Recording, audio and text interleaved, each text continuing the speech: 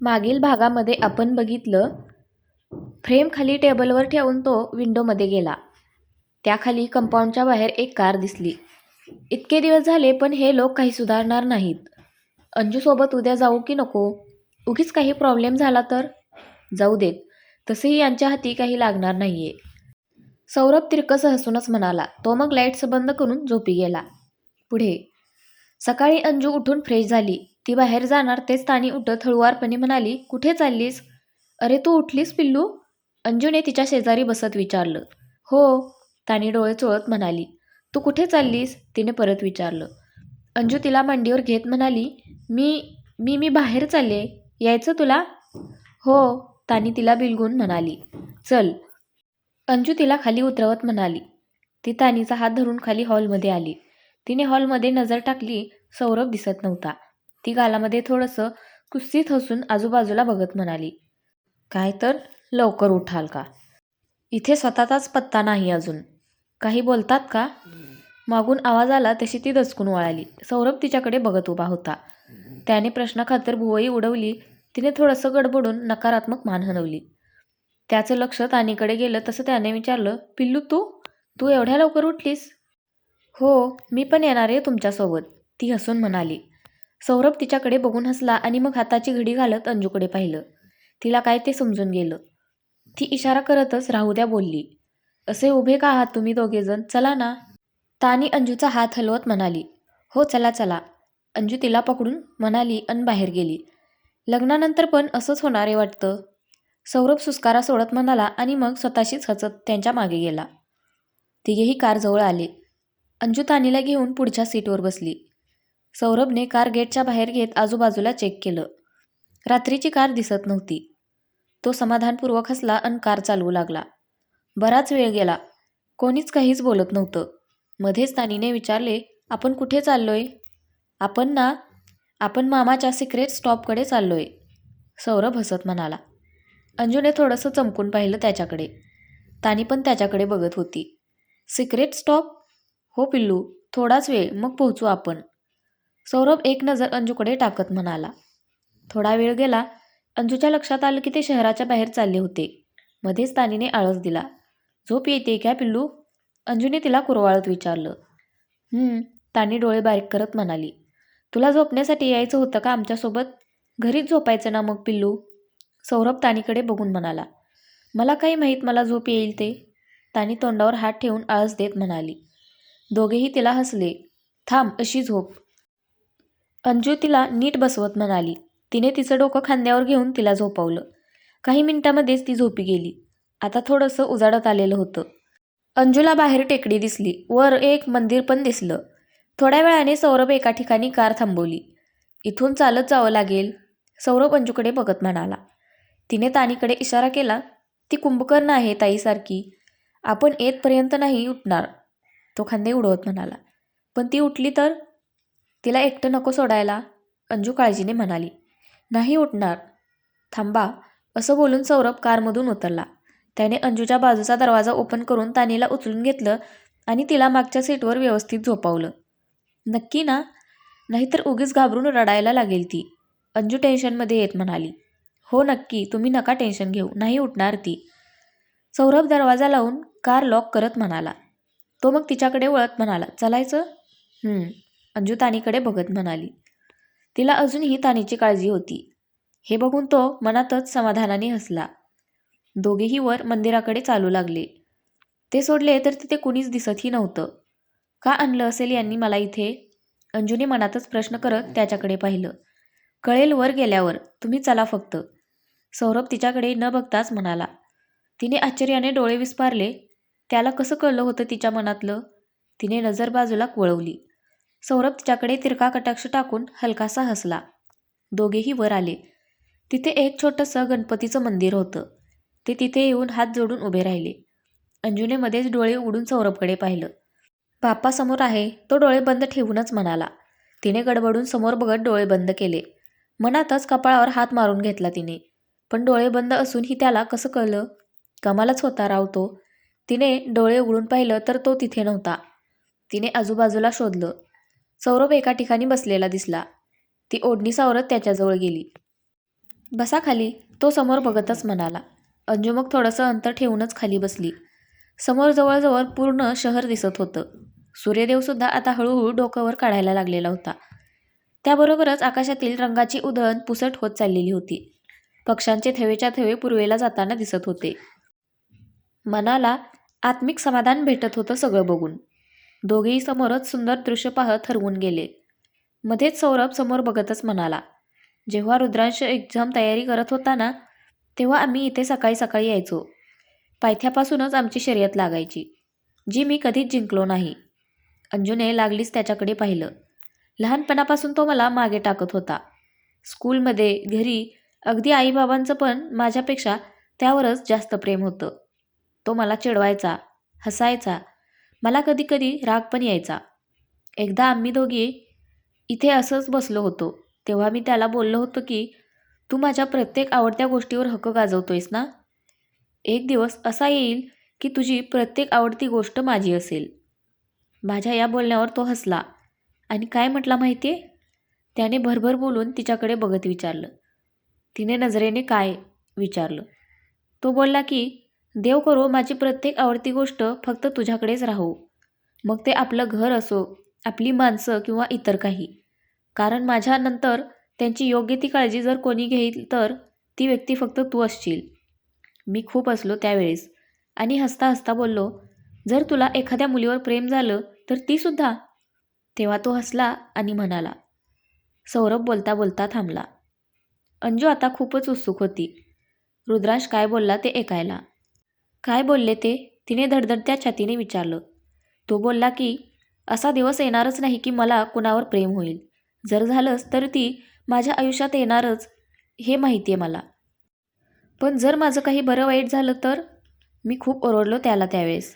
पण तो हसला आणि बोलला, तेव्हा फक्त तू आणि तूच तिच्या आयुष्यात यावंस अशी प्रार्थना करेन मी. कारण तू माझ्यापेक्षाही तिच्यावर जास्त प्रेम करशील याची खात्री आहे मला. मी तर चाट पडलो होतो. एवढा विश्वास होता त्याचा माझ्यावर. सौरभ भारावल्यासारखा म्हणाला. तो शांत बसला, पण अंजूच्या मनात मात्र खळबळ माजली. रुद्रांश खरंच तसा बोलला होता का? स्वतःचं प्रेम भावाच्या हवाली करण्याचा विचारच कसा काय करू शकला तो? एवढं सोपं वाटत होतं का त्याला हे? तिला तर पुढे काय बोलावं ते समजेना. सौरभ पुन्हा म्हणाला, मी तर भारावून बघत होतो त्याच्याकडे. किती प्रेम होतं त्याचं माझ्यावर. मी सगळी मस्करीमध्ये बोललो होतो, पण ते सगळं खरं होईल असं वाटलंच नव्हतं. आता असं वाटतं की पुन्हा मागे जावं आणि मी जे बोललो ते माघारी घ्यावं. सौरभ इमोशनल झाला होता. अंजूचे डोळे तर कधीच तुडुंब भरले गेले होते. दोघेही बराच वेळ शांत बसले. अंजू पण शांत होती, पण मन सेरभर झालं होतं अंजूचं. मध्येच अंजू डोळे पुसत म्हणाली, मलाही माघारी जावंसं वाटतं. आवाज भरून आला होता तिचा. सौरभने तिच्याकडे पाहिलं. ती समोर दूरवर बघत म्हणाली, जेव्हा आम्ही गोव्यामध्ये होतो ना, तेव्हा ते कारमध्ये बसत होते. तेव्हा त्यांना आवाज देऊन थांबवावं आणि त्यांना सांगून टाकावं की की मी किती प्रेम करते त्यांच्यावर. इकडे आल्यावर खूप वाट पाहिली मी त्यांची. प्रत्येक दिवस, त्या दिवसातला प्रत्येक क्षण मी त्यांचा विचार करण्यात घालवला. त्यांची आणि त्यांच्यासोबतच्या माझ्या पुढच्या आयुष्याची. खूप स्वप्ने पाहिली होती मी. अगदी तुमच्या घरी येईपर्यंत. फक्त ते आणि तेच होते माझ्या मनात. आणि अचानक कळलं की अजूनही असं वाटतं की जे पाहिलं, जे ऐकलं ते एक स्वप्न असावं. पण अंजूच्या डोळ्यातलं पाणी आता तिच्या गालांवर ओघळलं. सौरभला ते पाहवलं नाही. त्याने हात पुढे करून तिच्या गालावरचं पाणी पुसलं. तिने मान वळवली तशी दोघांचीही नजरानजर झाली. अंजूच्या मनातली घालमेल वाढली. समोर दिसणाऱ्या तांबूस डोळ्यांच्या जागी काळेभोर डोळे का नव्हते? तिची घालमेल तो बघू शकत होता. दोघांचेही डोळे पाण्याने डबडबलेले होते. त्याने हात खाली घेत समोर पाहिलं. अंजूने पण थोडंसं गडबडून मान समोर केली आणि डोळे पुसत म्हणाली, ज्या व्यक्तीला मी माझ्या आयुष्याचा सोबत म्हणून मनात ठेवत आले, त्याच्या जागी अचानक तुम्ही आलात समोर. मी लगेच होकार द्यावा? नाही, तुम्ही लगेच होकार देऊच नका, सौरभ तिला मध्येच थांबवत म्हणाला.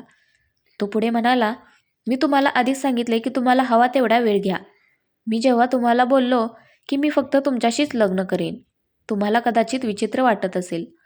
आणि आता जे बोलेल ते पण इथे या मंदिरासमोरच बोलणं झालं होतं आमचं. त्याने केलेली प्रार्थना खरी झाली असावी. आणि तसं असेल तर मला त्याला निराश नाही करायचं. तो जे बोलला ना ते सिद्ध करायचे मला. म्हणून तुमच्यासोबत. तो भरभर बोलता बोलता थांबला. अंजू थोडीशी चकित झाल्यासारखी म्हणाली, फक्त ते सिद्ध करण्यासाठी? नाही, मला तुम्ही आवडलात म्हणून सुद्धा. सौरभ अंजूच्या हातावर हात ठेवत म्हणाला. दोघांचीही नजर नजरेला भिडली. अंजूला आता वेगळंच फील झालं. पण नवीन नव्हतं असं काही. याआधीही असं फील केलं होतं तिने, रुद्रांशसाठी. आणि आता सौरभ. नाही, तिने पटकन खाली पाहिलं. सौरभने हात बाजूला घेतला. अंजूने एक दीर्घ श्वास घेऊन सोडला आणि त्याला विचारलं, जर तुमचं इतकं कुणावर प्रेम असतं आणि मग तुम्हाला माझ्याबद्दल कळलं असतं तर काय केलं असतं तुम्ही? तेव्हा देखील मी तुमच्याशीच लग्न केलं असतं अंजू, तो ठामपणे म्हणाला. का? अंजू, मी आत्ताच सांगितलं ना तुम्हाला, तो भुवया उंचावत म्हणाला. मी रुद्रांशना कधीच विसरू शकत नाही, ती भरल्या आवाजात म्हणाली. विसरू पण नका, पहिलं प्रेम होतं ते. कितीही विसरण्याचा प्रयत्न केला तरी नाही विसरता येत. त्या व्यक्तीसोबतचे सगळं क्षण म्हणजे एक अनमोल ठेवा असतो. तो जपून ठेवलाच पाहिजे. आणि एक सांगू? सौरभ तिच्याकडे बघत विचारलं. ती मानेनेच हो म्हणाली. तुम्हाला नकार द्यायचा असेल तर त्यासाठी सुद्धा मी आहे तुमच्यासोबत. पण मला माहिती आहे की तुम्ही नकार देणार नाही, तो एकदम ठासून म्हणाला. अंजूने आश्चर्याने पाहिलं त्याच्याकडे. आपल्या दोघांमध्ये एक कनेक्शन आहे जे रुद्रांशमुळे तयार झाले. त्यावर मला विश्वास आहे. तुम्ही होकारच द्याल. फक्त कधी ते तुमच्यावर आहे, सौरभ समोर बघत म्हणाला. अंजू आता थक्क झाली होती त्याचा तो परखडपणा बघून. तुम्ही खरंच किती? बोलता बोलता थांबली ती. किती? त्याने वळून विचारलं. तुम्ही मनात येईल ते लगेच बोलून टाकता ना? तिने थोडंसं हसून विचारलं. जेव्हा मला समोरच्या व्यक्तीवर विश्वास असतो तेव्हाच मी मन मोकळं करतो. माझा तुमच्यावर विश्वास आहे आणि प्रेमसुद्धा, तो गहिऱ्या आवाजात म्हणाला. नजरेतले भावही बदलले. अंजूला तर काय बोलावं ते सुचेना. तिने पटकन समोर पाहिलं. तो गालामध्ये हसला. दोघेही बराच वेळ समोर बघत होते. सूर्यदेव आता चांगलाच वर आला होता. मध्येच सौरभचा फोन वाजला. तो रिसीव्ह करत म्हणाला, हॅलो. अरे कुठे आहेस तू? इथे ना तानी आहे ना अंजू, समोरून पूर्वी म्हणाली. ताई माझ्यासोबतच आहेत त्या. सौरभ, तुझ्यासोबत? सौरभ, हो, इथे बाहेर आलोय जरा. सौरभ, किती घाबरले माहिती आहे मी. पूर्वी, आम्ही येतो लगे. सौरभ, ए आरामात, काही घाई नाहीये, काळजी घे फक्त माझ्या वहिनीची. तिकडून पूर्वी हसत म्हणाली. सौरभने पण हसून अंजूकडे बघितलं आणि मग पूर्वीला म्हणाला, हो हो बाय. बाय पूर्वी. सौरभने कॉल कट केला तेच अंजू म्हणाली, निघूयात का आपण? हो, सौरभ उठत म्हणाला. अंजू उठणार तेच सौरभने तिच्यासमोर हात धरला. अंजू त्याच्याकडे बघून हलकसं हसली. ती त्याच्या हातात हात देत उठली. दोघेही मागे वळाले तर तिथे समोर एक कपल एकमेकांना मिठी मारून बसलेलं होतं. अंजू व सौरभ एकमेकांकडे बघितलं. अंजू थोडंसं गडबडून लगेच पुढे बघून चालू लागली. चालता चालता मध्येच तिचा पाय घसरला. ती पडणार तेच सौरभने तिला आधार देऊन कमरेला धरत जवळ ओढले. अंजूने गडबडून धडधडत्या छातीने वर पाहिलं. नजरेला नजर भिडली. पूर्ण शरीरात हवे हवेसे तरंग जाणवत होते आता तिला. हृदयाची धडधड ही ऐकू येत होती तिला. पण कसं काय? वाऱ्यामुळे अंजूचे केस उडून चेहऱ्यावर येत होते. सौरभ तिचे केस कानामागे करत म्हणाला, धडपडण्याची सवय काही जात नाही वाटतं तुमची. अंजू आता ओशाळली. ती पटकन त्याच्यापासून बाजूला झाली. ती वळून चालू लागली. सौरभने एकदा त्या कपलकडे पाहिलं. तोही मग अंजूच्या मागे गेला. दोघेही कारकडे गेले.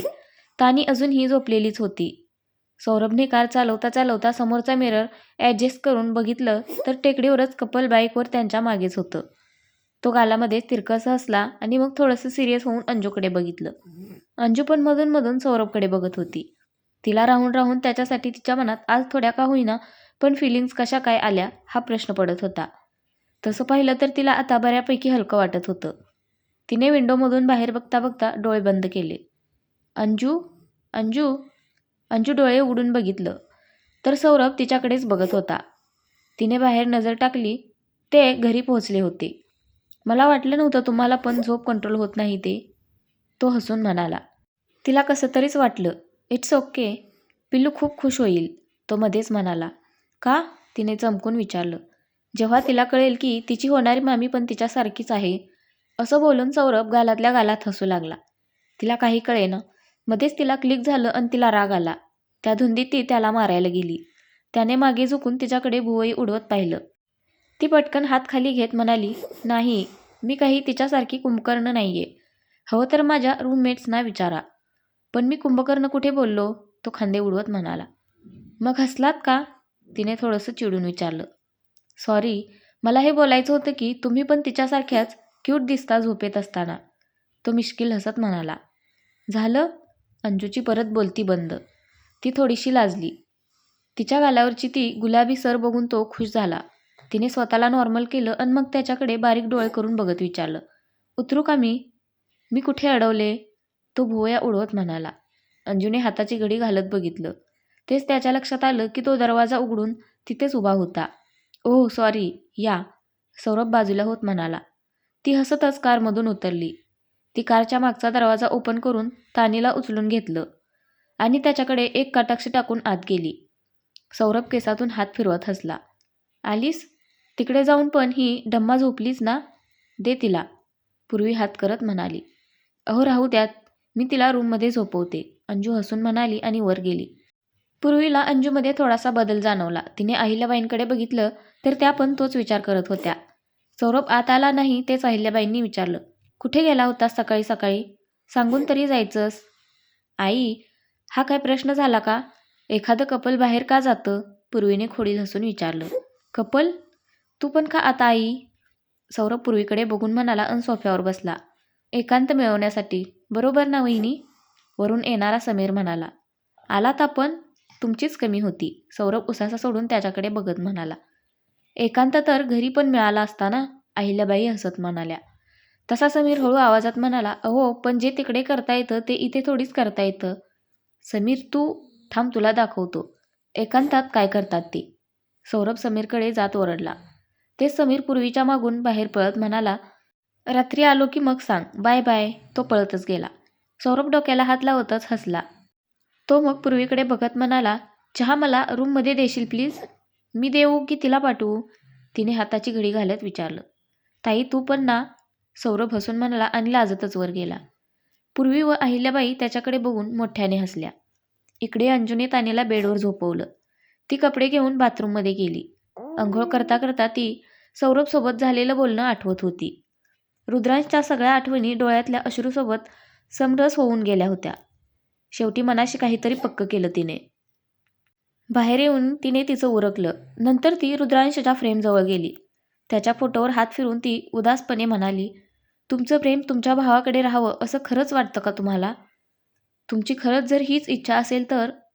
अंजूने खाली बघून डोळे पुसले आणि पुन्हा फ्रेमकडे बघून ठामपणे म्हणाली. तुमची इच्छा हीच माझी इच्छा असेल, पण मी माझ्या मनातली तुमची जागा कुणालाच नाही देऊ शकत. अगदी त्यांना पण नाही.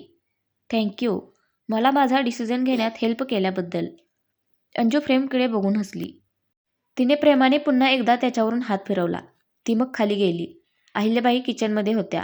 अंजू तिथे गेली तसं त्यांनी हसून विचारलं. झाली अंघोळ? हो, अंजू म्हणाली.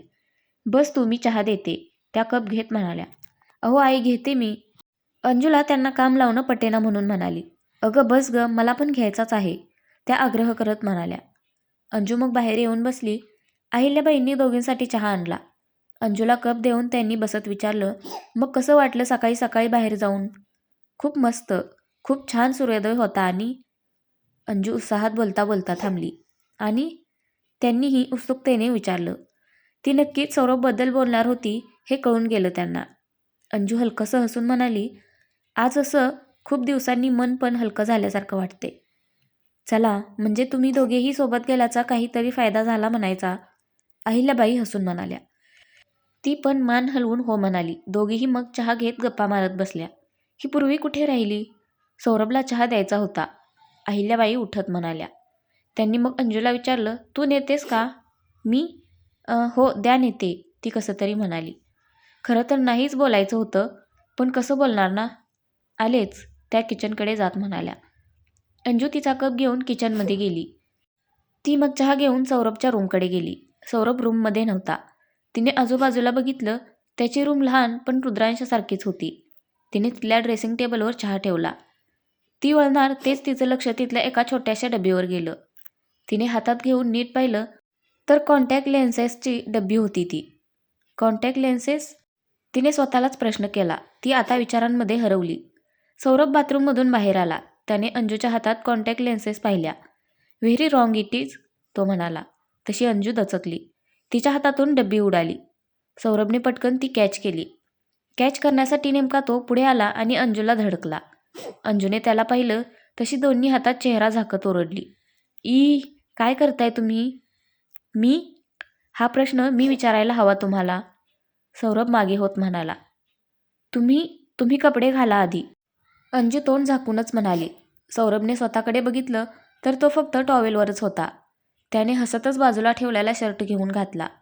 झालं? तिने हळूच विचारलं. तो हो बोलणार तेच त्याचं लक्ष कॉन्टॅक्ट लेन्सेसकडे गेलं. तो लगेच म्हणाला, नाही, तुम्ही अशाच थांबा. त्याने पटकन लेन्सेस डोळ्यामध्ये घातल्या. काय झालं? का ओरडली ही? पूर्वीने तिथे येत विचारलं. अंजूने तोंडावरचा हात काढून बघितलं. सौरभ शर्ट व टॉवेलवरच होता. दोघांनीही आधी एकमेकांकडे आणि मग गडबडून पूर्वीकडे बघितलं. मला वाटलं काही, चालू द्या तुमचं, पूर्वी त्यांच्याकडे बघून म्हणाली आणि हसतच तिथून गेली. अंजू सौरभकडे थोडंसं नाराजीने पाहिलं. ताई, ती पूर्वीला आवाज देत तिच्या मागे गेली. सौरभ मिररसमोर जात म्हणाला, वाचलास तू आज, नेक्स्ट टाईम बी केअरफुल. आणि मग हसून तो बेडवर ठेवलेल्या पेंटकडे वळाला. अंजू खाली आली तर तिथे पूर्वी नव्हती. ती किचनमध्ये गेली. अहिल्याबाई चपात्या करत होत्या. मी मदत करू? अंजूने लगेच विचारलं. अगं कशाला आलीस तू? बस ना बाहेर, अहिल्याबाई तव्यावरची चपाती उलटत म्हणाल्या. मग काय करू, मला असं बसायची सवय नाही. मी खरंच मदत करते ना तुम्हाला, ती थोडंसं आर्जवी स्वरात म्हणाली. त्यांनी हसून विचारलं, बर काय करतेस मग? तुम्ही सांगा काय करू, ती तिथे नजर फिरवत म्हणाली. हे घे चपाती भाजू लाग, अहिल्याबाई बाजूला होत म्हणाल्या. ती मग त्यांना मदत करू लागली. जेवण बनवून झालं. अहो झाला का बनवून? भूक लागली आहे खूप, दिनेशरावांनी बाहेरून आवाज दिला. अहो झालंच आहे, थोडाच वेळ, सकाळी सकाळी जेवणच पाहिजे यांना, अहिल्याबाई पण आवाज देत म्हणाल्या. त्या मग अंजना म्हणाल्या, रोजच ठरलेलं असतं बघ यांचं, नाश्ता करा म्हणलं तर चालत नाही. गावी पण आमचं असंच असतं, जेवणच होतं आमचं सकाळचं, अंजू हसून म्हणाली. अहिल्याबाई मानेला झटका देत म्हणाल्या, यांचंही असंच होतं, तिकडे होते तेव्हा, एवढे दिवस झाले इथे येऊन, पण सवय काही मोडली नाही बघ. वर आम्हाला पण ही सवय लावून ठेवली, आत येणारी पूर्वी म्हणाली. आई जर इथे आल्या ना, मला 7 वाजताच स्वयंपाक करावा लागतो, नाहीतर ठरलेले टोमणे असतातच, अहिल्याबाई डोळे मोठे करत म्हणाल्या. आई? अंजूने त्यांच्याकडे बघत विचारलं. अगं आमची आजी. आईचं नीतीचं फार काही पटत नाही, पण आमच्यावर खूप जीव आहे बघ तिचा, पूर्वी प्लेट घेत म्हणाली. ती मग मध्येच अंजूकडे वळत म्हणाली, ये तू पण चल ना तिकडे आमच्यासोबत, आजीला तू खूप आवडशील बघ. हो, यावेळेस तर तू खरंच चल आमच्यासोबत. मला नाही, निदान तुला बघून का होईना खुश होतील त्या, अहिल्याबाईही उत्साहाने म्हणाल्या. नक्की येईन मी, मला आवडेल त्यांना भेटायला, अंजू त्यांच्याकडे बघत म्हणाली. अहो आलात का? दिनेशरावांनी परत आवाज दिला. जशी आई तसे हे, अहिल्याबाई ताट घेत म्हणाल्या. त्या त्यांच्यासाठी वाढू लागल्या. अंजू व पूर्वी एकमेकींकडे बघून हसल्या. दिनेशरावांबरोबर हे सगळेजण बसले. जेवण होत नाही तेच पूर्वी म्हणाली, मला निघायला हवं आता, पुढे उशीर होईल. सौरभने तोंड पाडून अहिल्याबाईंकडे बघितलं. त्या आलेलं हसू दाबत तिला म्हणाल्या, आज थांबली असतीस आणि उद्या गेली असतीस. थांबली असते पण, ती बोलता बोलता थांबली. घरी जायचंय ना, जा आज पण लवकर ये परत, अहिल्याबाई काय ते समजून म्हणाल्या. हो आई, अंजू मान हलवत म्हणाली. ती त्यांच्या पाया पडली. ती दिनेशरावांच्या पाया पडणार तेच तिला थांबवत बोलले, राहू देत बेटा, खुश राहा. बरं त्या मॅडम उठण्याच्या आधीच जा, नाहीतर पुन्हा मागे लागायची, पूर्वी सौरभकडे बघत म्हणाली. अंजू वर जाऊन बॅग घेऊन आली. पूर्वी तिला मिठी मारत म्हणाली, काळजी घे आणि घरी सांग आईला पण काळजी घ्यायला सांग. हो, तुम्ही पण घ्या काळजी, बाय. अंजू. बाय. पूर्वी. अंजू मग बाहेर गेली. सौरभ कारमध्ये बसला होता. अंजू आत बसली. त्याने कार गेटमधून बाहेर घेतली. दोघेही काहीच बोलत नव्हते, पण मधून मधून एकमेकांकडे बघून हसायचं काम तेवढं चाललं होतं. अंजूची रूम आली. ती खाली उतरणार तेच सौरभने विचारलं, नंबर सेव्ह केला आहे ना? हो, ती हळूच म्हणाली. पोचल्यावर फोन करा मग, तो थोडंसं अर्जवानी म्हणाला. ती हलकीशी हसून म्हणाली, हो, bye bye, take care. Saurabh. Anju कारमधून उतरली. तिने स्टेअर्सकडे जाऊन मागे वळून बघितलं. सौरभने पुन्हा हात हलवून बाय केलं. तिने पण हसून बाय केलं आणि ती पटपट वर निघून गेली. रूममध्ये येऊन अंजूने तिचे कपडे बॅगेत भरले. ती मग सुस्कारा सोडत बेडवर बसली. रूमपर्यंत सोडायचं होतं तर आलेच कशाला होते? माझी मी येऊ शकले असते. बसचा प्रवास शी, ती स्वतःशीच उदास होत तणतणली. ती मग बॅग घेऊन बाहेर आली. रूमला लॉक लावून तिने चावी काकूंकडे दिली. तुम्ही मुली नसल्या की करमत नाही ग. काळजी घे, काकू प्रेमाने म्हणाल्या. तुम्ही पण काळजी घ्या काकू, येते मी, ती त्यांच्या पाया पडत म्हणाली. हो हो, नीट जा, पोचलीस की फोन कर. आणि काकू, हो काकू, बाय, अंजू बोलून खाली आली. समोर सौरभची कार तिथेच पाहून ती चकित झाली. तिने तिथे जात विचारलं, तुम्ही गेला नाहीत? जाणारच होतो, पण म्हटलं तुम्हाला इथे सोडलंच आहे तर बस स्टँडपर्यंत पण सोडवतो, चालेल ना? त्याने भुवया उडवत विचारलं. ती हसतच हो म्हणाली आणि खुश होऊन कारमध्ये बसली. तो काय ते समजून गेला. दोघेही स्टँडवर पोहोचले.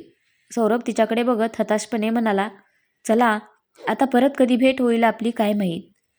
मी जास्त दिवस नाही राहणार आहे तिकडे, ती त्याला माहिती देत म्हणाली. म्हणजे तुम्ही आल्या की लगेच भेटायला येणार मला? सौरभ थोडंसं हसत विचारलं. ती चपापली. मी असं कुठं बोलले? तिने थोडंसं गडबडत विचारलं.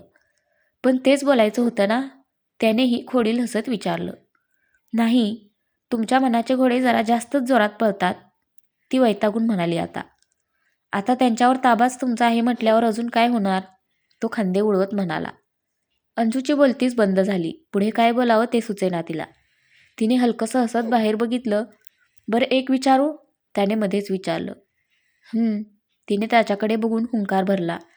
तो थोडंसं थांबून म्हणाला. तुम्ही काही निर्णय? झालाय माझा निर्णय, ती त्याला मध्येच थांबवत म्हणाली. खरंच? काय? सौरभने एक्साइटेड होऊन विचारलं. नजरेत ही अधीरता जाणवत होती. तितक्यात तिच्या बसची अनाउन्समेंट झाली. अंजू त्याच्याकडे बघत म्हणाली, आईला सांगेन मी काय ते, ती कळवेल तुम्हाला, बाय. हो पण, तो काही बोलण्याच्या आतच अंजू उतरली आणि बसकडे पळाली. मी वाट पाहीन त्यांच्या कॉलची, तो कारमधूनच ओरडला. त्याने मागे सीटवर डोकं टेकवलं. अरे यार, आता त्यांचा कॉल येत नाही तोपर्यंत जीवाला घोर राहणार नुसता, सौरभ स्वतःशीच बडबडला. त्याने बसकडे पाहिलं. दारातच उभं राहून अंजू बघत होती. तिने हात हलवून बाय केलं. त्याने पण हसून हात हलवला. ती मग हसतच बसमध्ये चढली. उफ, तिचं ते हसणं. हसली की लाजली? सौरभ स्वतःशीच हसला. त्याने मग कार घराकडे वळवली. तर फ्रेंड्स, आजचा भाग कसा वाटला नक्की कमेंट करून सांगा. धन्यवाद.